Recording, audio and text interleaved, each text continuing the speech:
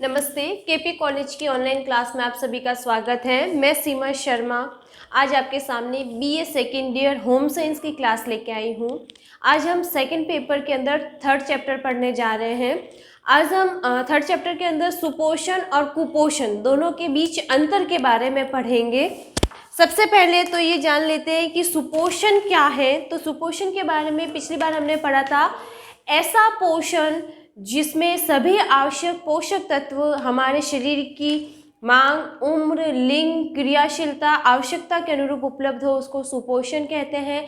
और ऐसा पोषण जिसमें कोई ना कोई पोषक तत्व की या तो लंबे समय से अधिकता हो रही है या कमी होती जा रही है, तो अधिकता या कमी से संबंधित जो लक्षण दिखाई देते हैं वो कुपोषण के अंतर्गत आते हैं। आज हम इन दोनों में अंतर पढ़ेंगे कि सुपोषित जो व्यक्ति है वो कैसा दिखाई देता है और कुपोषित व्यक्ति कैसा दिखाई देता है। सबसे पहले अगर देखें सुपोषण, तो सुपोषण में सबसे पहला आ जाता है हमारे त्वचा का रंग, है ना। उसमें कैसा रंग दिखाई देगा, किस तरह के लक्षण होंगे, उनके बारे में पढ़ते हैं। सबसे पहला है त्वचा जिसमें सुंदर होगी, खिलखिलाती हुई रहेगी, चमक वाली होगी, बिना धब्बे वाली रहेगी, मतलब जिसमें कोई भी धब्बे वगैरह ना हो, कांति युक्त हो, लोचदार हो, आकर्षक हो, जिसमें झुर्रियाँ ना हो, तो वो किस में जाएगी? त्वचा सुपोषित व्यक्ति के लक्षण होंगे। लेकिन ऐसी त्वचा जिसमें धब्बे हो, कांति चमक वगैरह उसमें दिखाई ना दे, रूखी सूखी बेजान हो, फोड़े फुंसी फफोले दिखाई दे, या तो ऐसी जो त्वचा होगी वो रहेगी कुपोषण की। फिर आ जाता है कि दांत एवं मसूड़े। दूसरा आ जाता है दांत एवं मसूड़े।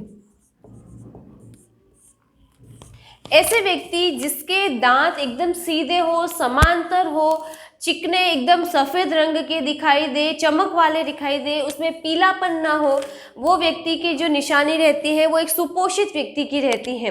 लेकिन ऐसा व्यक्ति जिसके दांत या तो टेढ़े मेढ़े हैं, उबड़ खाबड़ है, टूटे फूटे हैं, कोचर है, पीलापन है, वो कुपोषित व्यक्ति की निशानी रहती है।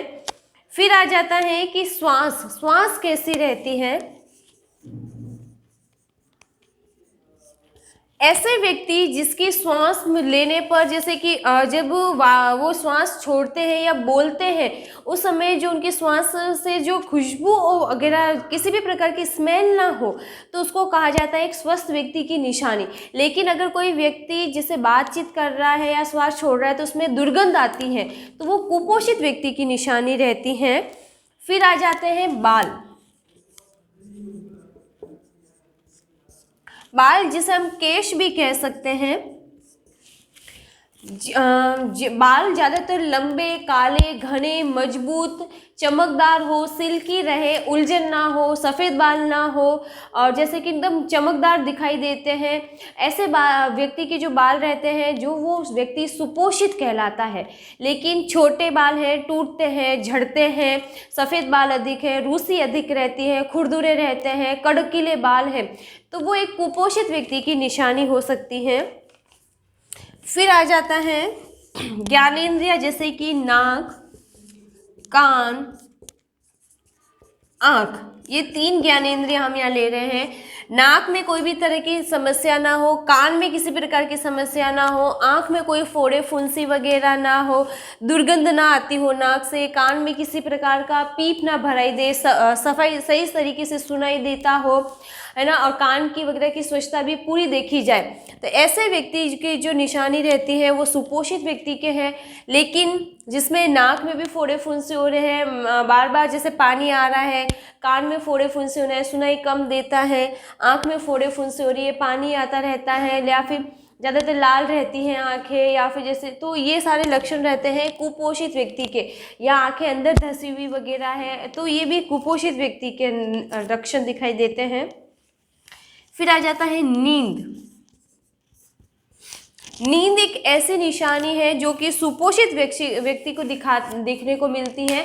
जैसे कि अगर कोई व्यक्ति नींद लेता है, उसको गहरी नींद लेने की आदत है, अच्छी नींद लेता है, भरपूर नींद लेता है, तो वो एक स्वस्थ व्यक्ति है, यानी कि सुपोषित है। लेकिन कई बार व्यक्ति बार बार नींद से उठ जाता है या नींद नहीं आती है या आलस्य सुस्ती की स्थिति में देखा जाता है, तो वो कुपोषित व्यक्ति की निशानी रहती है। फिर आंखें हैं, आंखें अगर देखी जाए चंचल हो, चमकदार हो, तेज लिए हुए रहे, तो ये भी एक सुपोषित व्यक्ति की निशानी है। कई बार जैसे कि होंठ है, तो होंठ अगर देखा जाए तो होंठ गुलाबी रहे, फोड़े फुंसी ना रहे, कटे फटे ना रहे, एकदम मुलायम वगैरह दिखाई देते हैं, चमक के साथ दिखाई देते हैं, तो वो सुपोषित व्यक्ति की निशानी है। लेकिन होंठ कट फट रहे हैं, बार बार उसमें घाव हो रहे हैं, किनारे फट रहे हैं, तो वो एक कुपोषित व्यक्ति की निशानी रहती है।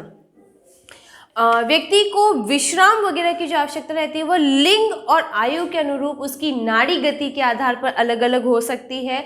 श्वसन गति के आधार पर उसमें सामान्य होनी चाहिए। साथ ही मल मूत्र पसीने का उत्सर्जन उसके शरीर से होता रहे।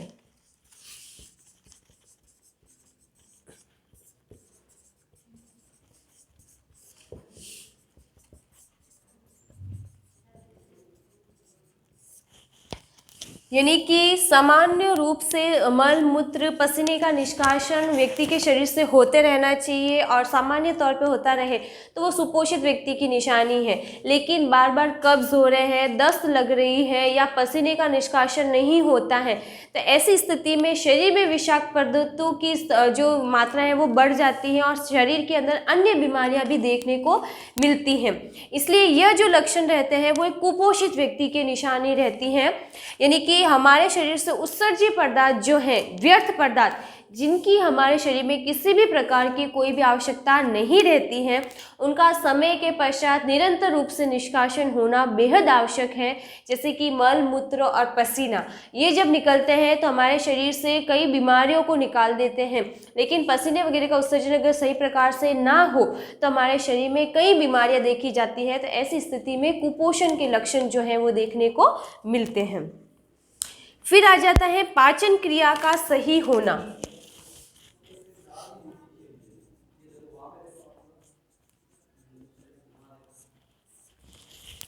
पाचन क्रिया का मतलब है कि व्यक्ति जो भोजन ले रहा है उसका पाचन भी बराबर हो, कब्ज दस्त की स्थिति उत्पन्न ना हो, अपच ना हो, एसिडिटी वगैरह ना हो, तो वो सुपोषित व्यक्ति के लक्षण है। साथ ही जो भी भोजन लिया जा रहा है उसका पाचन अगर सही प्रकार से होता है तो उस व्यक्ति के स्वास्थ्य पर भी उसके देखने को प्रभाव मिलते हैं, अच्छे लक्षण देखने को मिलते हैं।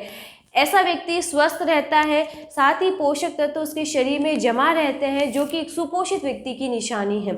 लेकिन पाचन क्रिया अगर सुचारू रूप से ना हो, कब्ज एसिडिटी की स्थिति उत्पन्न होती है या चयापचय पूरी तरीके से ना होने या अवशोषण ना होने से ये पाचक तत्व शरीर से बाहर निकल जाते हैं और व्यक्ति में इनकी कमी हो जाती है, तो वो एक कुपोषित व्यक्ति की निशानी देखने को मिलती है।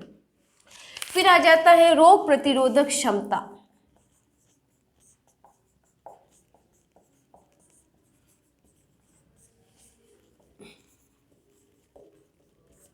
रोग प्रतिरोधक क्षमता, अगर कोई व्यक्ति स्वस्थ है ना, तो उसमें रोग प्रतिरोधक क्षमता अच्छी होगी, यानी कि उसमें किसी भी रोग से लड़ने की क्षमता होगी, बीमारियां उसके शरीर में कम देखने को मिलेगी, ना देखने को मिलेगी और व्यक्ति स्वस्थ हंसमुख वगैरह दिखेगा। लेकिन जिन व्यक्ति में रोग प्रतिरोधक क्षमता की कमी रहती है वो कुपोषण की स्थिति में आते हैं, क्योंकि जिनमें ये कमी रहेगी वो कई बीमारियों से ग्रसित दिखाई देंगे। फिर आ जाता है शरीर में ताजगी, स्फूर्ति और वगैरह होना, तो ये एक सुपोषित व्यक्ति के लक्षण है। लेकिन जो व्यक्ति आलस से भरा रहता है, काम करने के प्रति रुझान नहीं रहते हैं, वो कुपोषित के अंदर आ जाते हैं। फिर आता है